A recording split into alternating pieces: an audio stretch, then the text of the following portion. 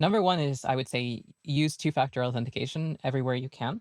It doesn't matter if your password gets compromised if you are able to deny access anyways because they don't have a hardware key.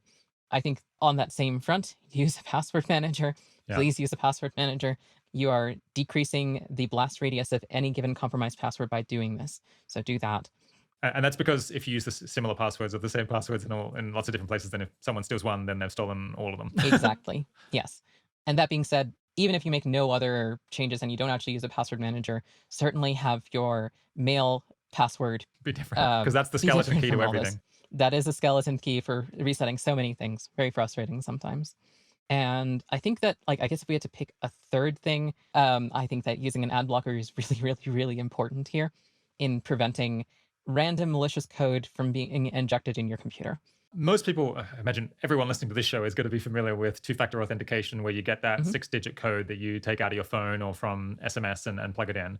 The thing that ideally we would be switching over to for almost everything is one of these hardware keys, which Mhm. is a thing that you plug into your computer and you press a little button on it and it does an operation, does a cryptographic operation to prove that you have had that key on you.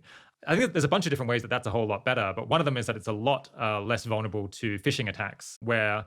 So effectively, even if you have two-factor authentication where you're getting that six-digit number, if someone sends you an email and directs you to a fake login website, they can just immediately take both the password that you put in and the six-digit that you've put in, Mhm. the second factor they put in, and just like log in as if they were you somewhere else. And that is, I think, like quite a common way to break into people's accounts. But that is basically not possible with these U2F hardware keys that have become reasonably common. And you can now like lock up your Google account and your Facebook account and many other accounts with those. Mhm. Yeah, and I really, really recommend this. I also recommend getting two keys because um, uh, I think one of the concerns people often have is that they might lose this key, and that's a reasonable concern. So you should have two of them. Almost any reputable site will let you register multiple keys for something like this. Keep one of them in a secure location and keep the other one on your keychain, and you'll do a lot better.